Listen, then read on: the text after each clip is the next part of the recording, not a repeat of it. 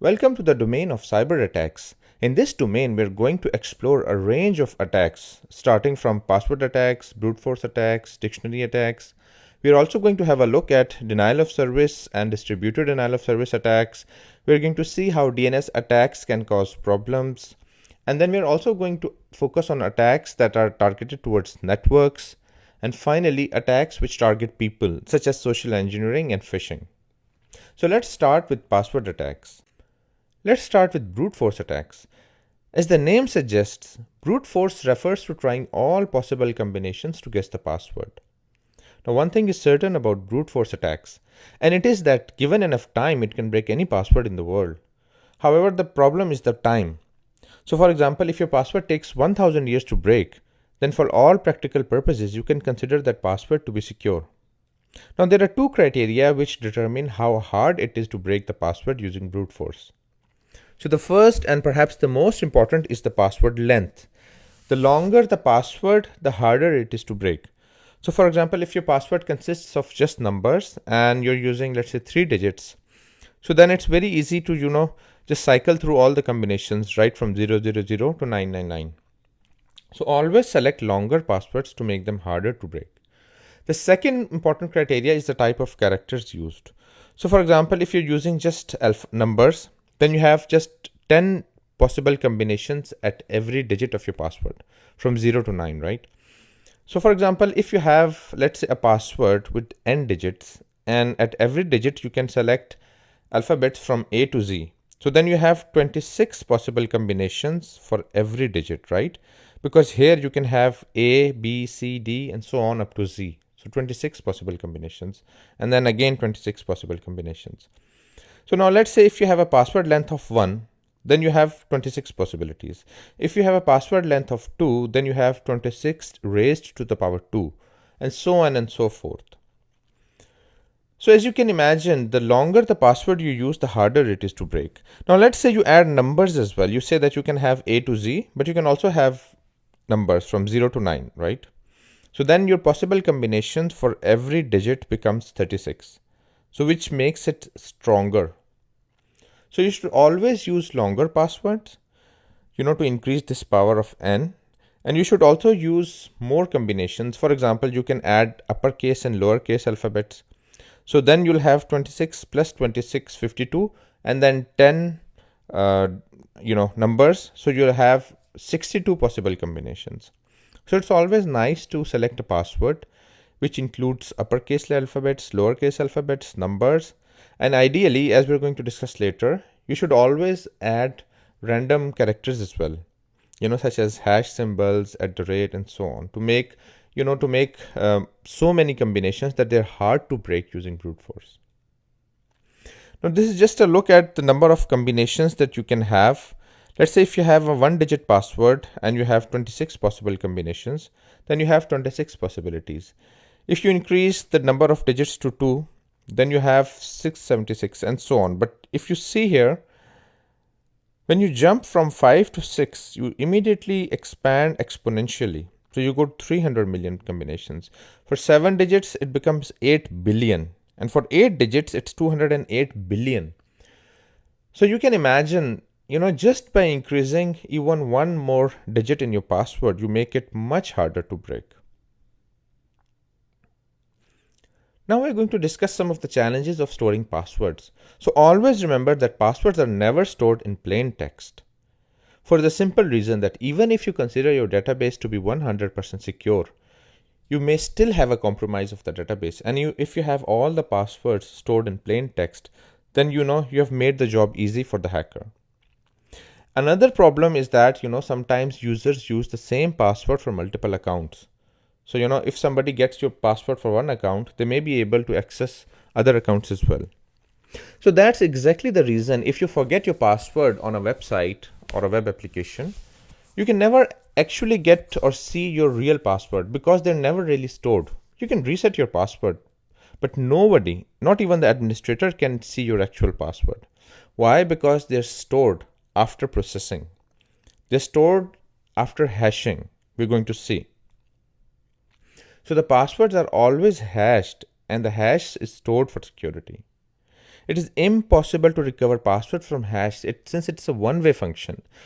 So hashing is a very interesting concept. The basic idea is that you give it an input and it creates a hash of that input, but there's no way to reverse the process and get the input if you have the hash. So it's a one-way function.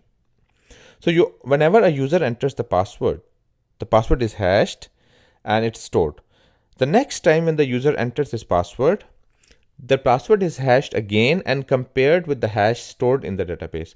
So it's basically, authentication is actually a comparison of the hashes, not the actual passwords. Now let's see how this actually works. Let's say you type your password. Now this password would be passed through a one-way hash function, and this one-way hash function is going to create a hash which will be stored in the database. So for example, whatever password you entered, let's say you are user John, you entered a password. Now the password hash has been calculated, which would be something random like this, and this hash would be stored. So the next time when you enter your password, again a hash would be calculated, and that hash would be compared with this hash. If the two hashes match, then great. So you see, you didn't even need to store your password in plain text, and you still are able to authenticate. Now let's see two different variations of brute force attacks, online versus offline. As you can imagine, brute force attacks don't work very well online because they can only make a certain number of tries. After that, the account gets locked out. Because even when you enter your password incorrectly on web applications, you see after a certain number of tries, your account gets locked out. So that's a built-in safety mechanism to counter against brute force attacks. And also brute force attacks are very slow online, because they need to access the web page, enter the credentials, and then wait for the feedback. So it doesn't really work. However, it would be ideal for attackers if they can get their hands on an offline copy of the database. Now once again, even if they have a copy of your database and that database has passwords stored, doesn't mean that the hacker has actual access to the plain text passwords, because as we discussed previously, almost always the passwords would be hashed and stored. So even if they get their hands on the database, doesn't mean that your system is 100% compromised. Now, the problem for the hacker is that he has the hash, but he doesn't know the password. So one possible way is that they try different combinations of passwords, they pass it through the hash function, and they try to check if the generated hash matches the hash stored in the database. Now, this is a very slow process, makes it very hard. Now, to speed things up, attackers often use something which we call rainbow tables. So what is this? In a rainbow table, what it does is that they have all the possible password combinations. Let's say you're talking about 5-digit passwords, right? So they have all the possible combinations for 5-digit passwords, and they have pre-computed all the hashes for that. So now their only job is to compare those hashes with the hashes stored in the database. So they don't have to actually compute hash again. So that saves up a lot of the time of the hacker. They don't need to compute hashes. The hashes are pre-computed and stored in the rainbow tables. Now this makes their attack more effective and more dangerous. Let's have a look at dictionary attacks, another interesting variation of password attacks. The problem with brute force attacks was that they were not really feasible because you have to try so many different combinations. So in the dictionary attack, you do something more intelligent. You try to play on human psychology and you try the words in a dictionary, because often people tend to use these words. Another interesting thing is that people often select common patterns of passwords. So a dictionary attack includes both trying words in a dictionary as well as these common words.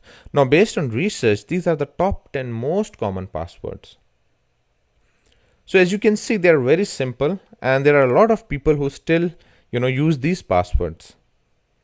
So there's a very high probability of discovering a password in a shorter amount of time. With the brute force, the problem is that you have such a big search space that you have to try billions of combinations sometimes.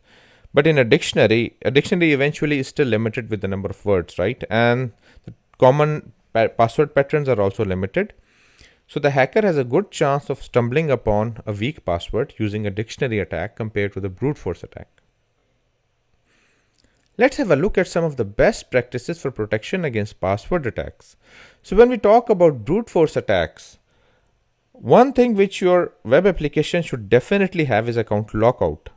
So after X unsuccessful attempts, your account should automatically log out. We should never allow for brute force attacks to carry on without any sort of logging out. Another important concept is that after a certain number of incorrect tries, you should force the users to pass through CAPTCHA. So for instance, Google offers reCAPTCHA. It's a very interesting combination. The basic idea is to put a challenge on the screen which the user has to solve, and only the humans can solve. Previously this used to be a bit more difficult. There used to be, characters which you had to type and, or maybe identify pictures. We still have that. But Google has, introduced a new version of CAPTCHA in which you just have to click once. And how do they check whether it's a human or a machine or a robot doing a brute force? Is the way you move your mouse within that screen.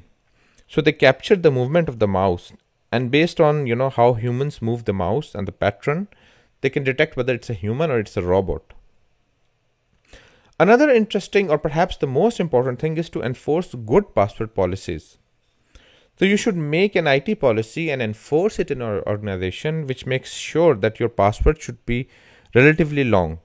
So 8 characters is the gold standard. This should be the least length of your passwords, because with 8 characters you have a huge number of possibilities, not really easy to break. Another important thing is that you should always include both uppercase and lowercase characters as well as special characters.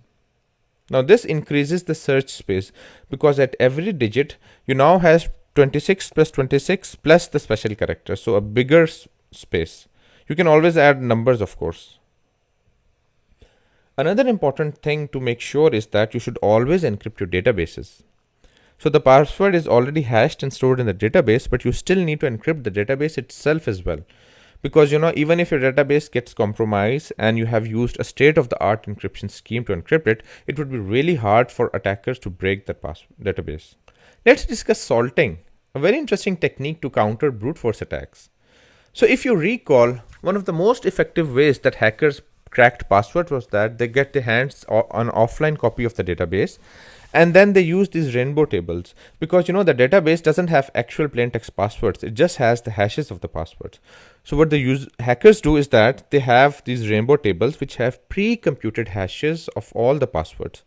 So now their job is very simple, to compare these pre-computed hashes with the hashes stored in the database. They don't have to compute the hash again and again. So one of the ways we solve this problem is through salts. A salt is a random number which we add to the password before hashing it and storing it in the database. This makes rainbow table attacks ineffective. Let's see how it works. So basically we have the password, then we add the random salt to it, and then we do a one-way hash function, which is, the final hash is stored in the database. Now since this hash is not just a hash of the password, it also includes the salt in it. So this makes it very difficult for the attacker to get the original plain text passwords. So for example, even if he correctly guesses the original plain text password, he won't be able to check whether it's the correct one or not, because he wouldn't have access to the random salt which was added when hash was created.